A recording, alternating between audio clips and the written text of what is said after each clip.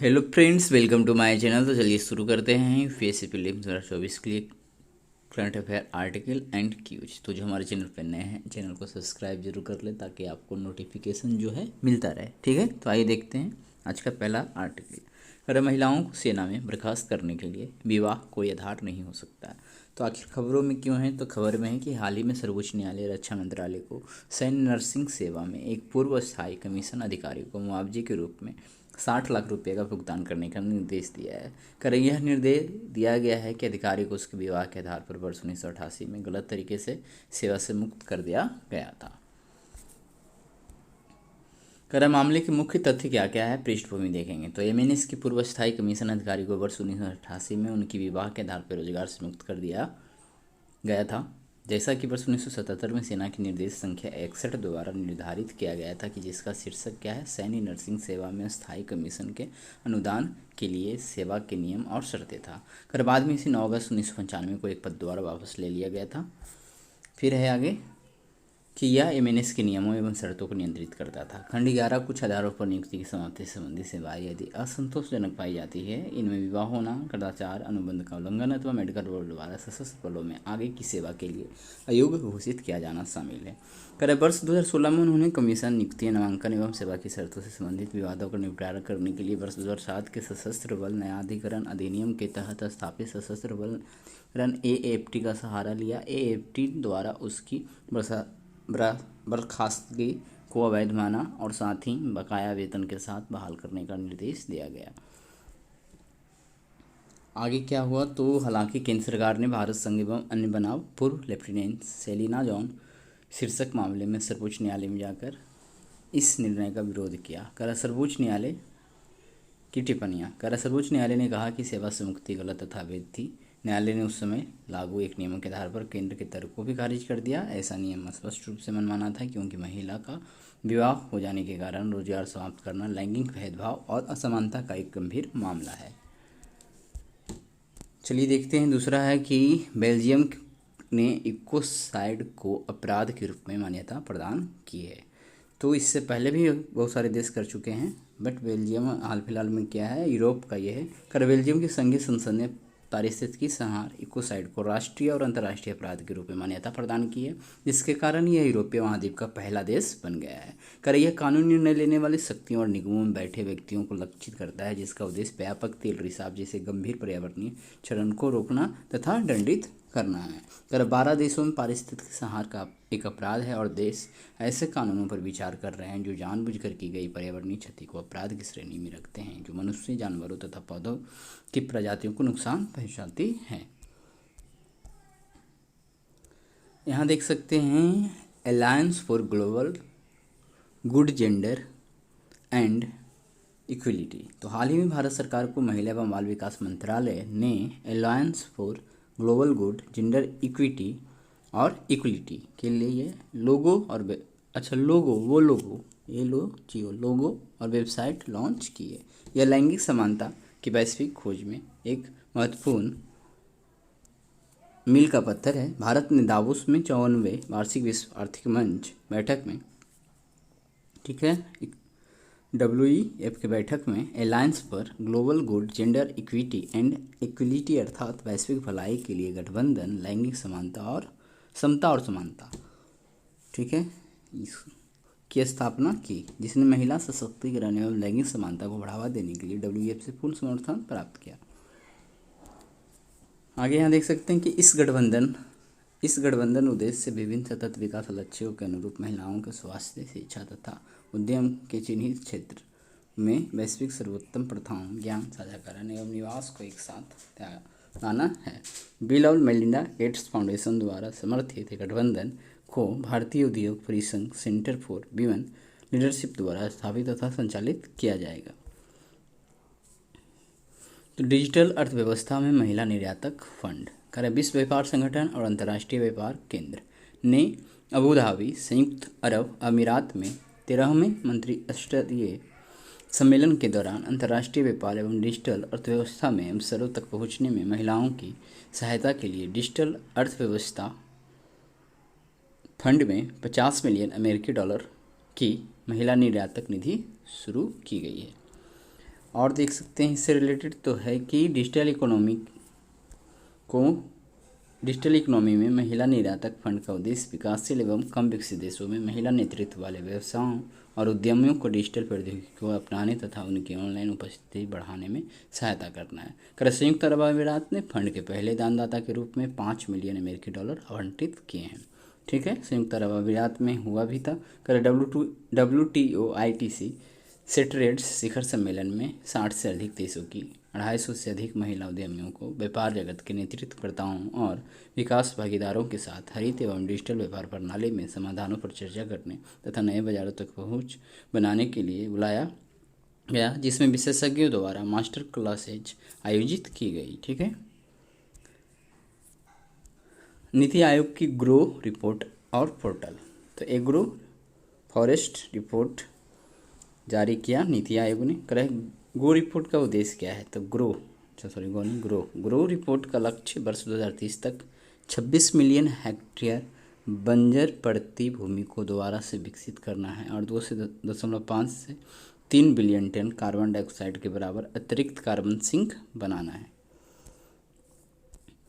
भारत में बंजर भूमि का विस्तार करा है। रिपोर्ट में बताया गया कि भारत में लगभग 55.76 मिलियन हेक्टेयर बंजर भूमि है। 55.67 मिलियन करा जो देश के कुल भौगोलिक क्षेत्र का कितना है? 16.96%।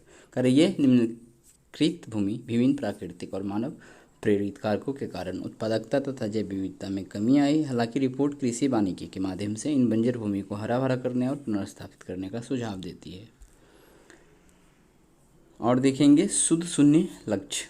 ठीक है, करा इसे कार्बन सतह के रूप में जाना जाता है, जिसका अर्थ यह नहीं है कि कोई देश अपने उत्सर्जन को शून्य पर लाएगा, बल्कि यह एक ऐसा देश है जिसमें किसी देश के उत्सर्जन की भरपाई वातावरण से ग्रीन हाउस गैसों के अवशोषण और हटाने से होती है। ठीक है, कर इसके अलावा वनों जैसे अधिक कार्बन सिंक बनाकर उत्सर्जन के अवशोषण को बढ़ाया जा सकता है।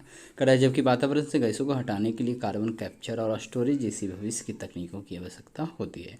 कर 70 से अधिक देशों ने सदी के मध्य यानी 2050 तक शुद्ध शून्य बनने का दावा किया है। और हमने ये पहले भी देखा है कि भारत ने COP26 में शिखर सम्मेलन में वर्ष 2070 तक अपने उत्सर्जन को शुद्ध शून्य करने का वादा किया है। मेलानो क्ले मिस द्रौपदी, आखिर ये क्या है देखते हैं। कर भारतीय प्राणी सर्वेक्षण ने हेडसील्ड समुद्री स्लग की नई प्रजाति की खोज की है। हेडसील्ड समुद्री स्लग कर इससे पश्चिम बंगाल तट के दीघा और उड़ीसा के उदयपुर में खोजा गया है। कर है इस नई प्रजाति का नाम राष्ट्रपति द्रौपदी मुर्मू के नाम पर रखा गया है। भारत में पाई गई हेडसील्ड समुद्री स्लग की दूसरी प्रजाति है।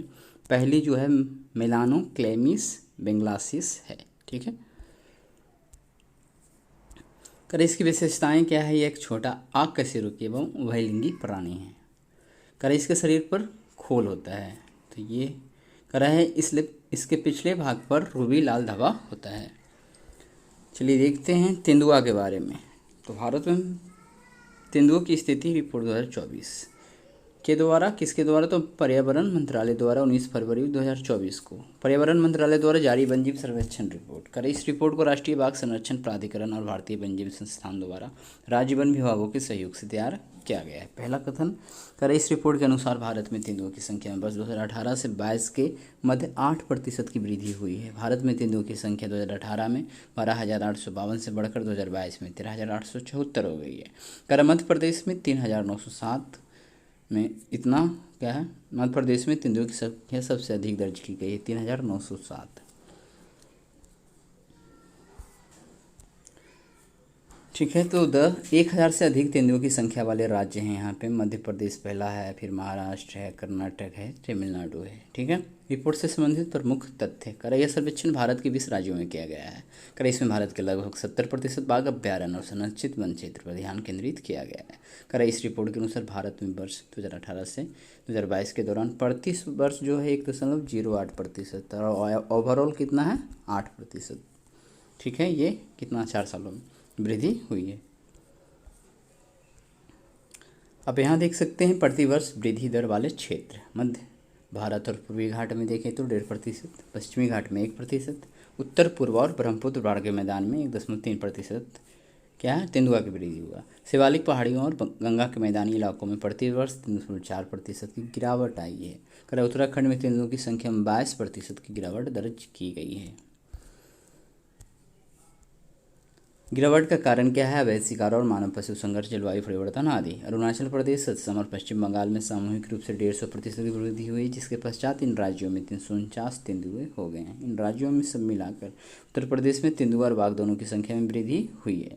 कराई सर्वेक्षण के लिए 32,803 स्थानों पर कैमरा ट्रैप तैनात किए गए थे। कराई इसमें आंध्र प्रदेश के नागार्जुन सागर, श्रीशैलम, मध्य प्रदेश में पन्ना और सतपुड़ा सबसे अधिक तेंदुओं की संख्या वाले बाघ है। अच्छा ये है, इसमें आंध्र प्रदेश के नागार्जुन सागर, श्रीशैलम, अच्छा मध्य प्रदेश में पन्ना और सतपुरा सबसे अधिक तेंदुओं की संख्या वाले बाघ अभ्यारण्य है।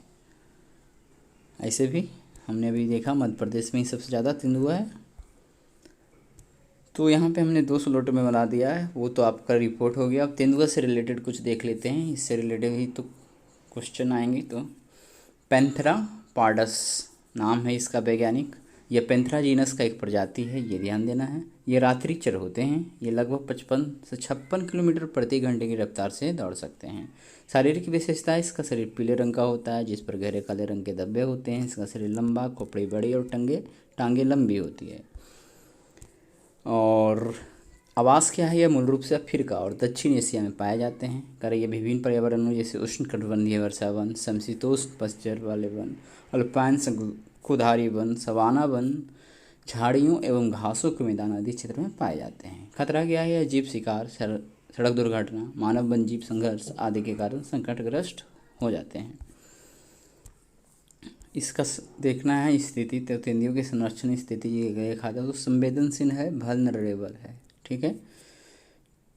साइट्स ये भी इसमें परिशिष्ट वन में रखा गया है।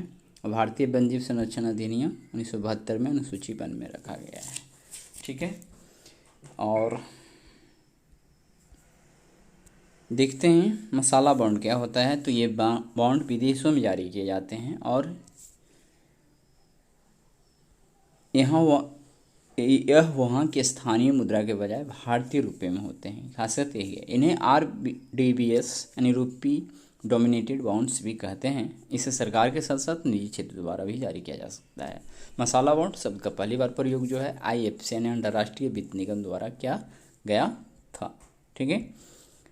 तो क्यूज बेस्ड ऑन देख लेते हैं। कारण निम्नलिखित कथनों पर विचार कीजिए और कितने कथन सत्य है ये बताना है, ठीक है। तो मेलानोक्लेस्मिस द्रौपदी नामक हेडसिल समुद्री स्लग की नई प्रजाति की खोज की गई है। तो ये तो था। करी एक छोटा कशेरुकी एवं लिंगी प्राणी है, ये गलत है क्योंकि वहाँ पे हमने पढ़ा था अकशेरुकी और अलिंगी प्राणी है। करें अच्छा सॉरी उभयलिंगी कराई से पश्चिम बंगाल तट के दीघा और उड़ीसा तट के उदयपुर में खोजा गया था। तो यहाँ पे फिर से देखेंगे, ये सही है, ये सही है, दूसरा गलत है। तो केवल 2 सही ऑप्शन भी करेक्ट हो जाएगा, ठीक है। आइए देखते हैं। निम्नलिखित कथनों पर विचार कीजिए, कितने कथन सत्य है। करी इस रिपोर्ट के अनुसार भारत में तेंदुओं की संख्या में वर्ष 2018 से वर्ष 2008 के मध्य 8% की वृद्धि हुई, यह हमने देखा था। कर मध्य प्रदेश में तेंदुओं की सबसे अधिक संख्या दर्ज की गई, ये भी देखा था। उत्तराखंड में तेंदुओं की संख्या में 22% की वृद्धि भी देखा था। तीनों सही है, ऑप्शन सी करेक्ट हो जाएगा। करा एग्रो फॉरेस्ट्री रिपोर्ट कृषि मंत्रालय ने जारी की है, तो ये तो सही है, नहीं गलत है। वहाँ पे कुछ और था ना, नीति आयोग था ना।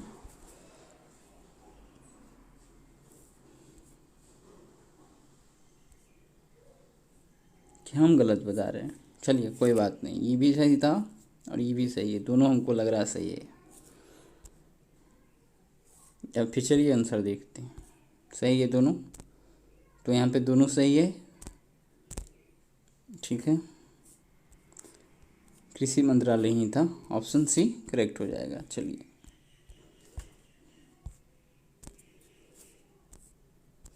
डिजिटल इकोनॉमी में महिला निर्यातक फंड के संदर्भ में निम्नलिखित कथनों पर विचार कीजिए। करे इससे विश्व व्यापार संगठन और अंतर्राष्ट्रीय व्यापार केंद्र में $50 मिलियन की महिला निर्यातक निधि के साथ शुरू किया है। कितने कथन सत्य नहीं बताना है, तो ये पहला कथन सत्य है। संयुक्त अरब अमीरात ने फंड के पहले धनदाता के रूप में 10 मिलियन अमेरिकी डॉलर आवंटित किए हैं, तो वहाँ पे 5 ही मिलियन था ना, तो यहाँ पे ऑप्शन बी करेक्ट हो जाएगा। ठीक है,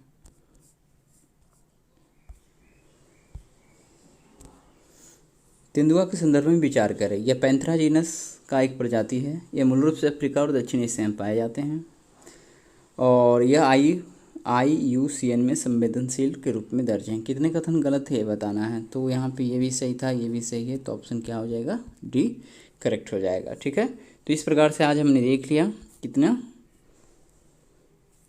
5 क्वेश्चन। अच्छा, अभी तो और होगा। हाल ही में किस देश ने डेंगू के कारण स्वास्थ्य आपातकाल घोषित किया है, ये आपको बताना है। ठीक है, आप इसका आंसर कमेंट में बता सकते हैं। एक और है PM सूर्य घर मुफ्त बिजली योजना का प्राथमिक उद्देश्य क्या है, तो ये भी आपको कमेंट में बताना है। ठीक है, चलिए अब हो गया, तो इसी प्रकार से हमारे चैनल पर बने रहें और वीडियो को देखते रहें।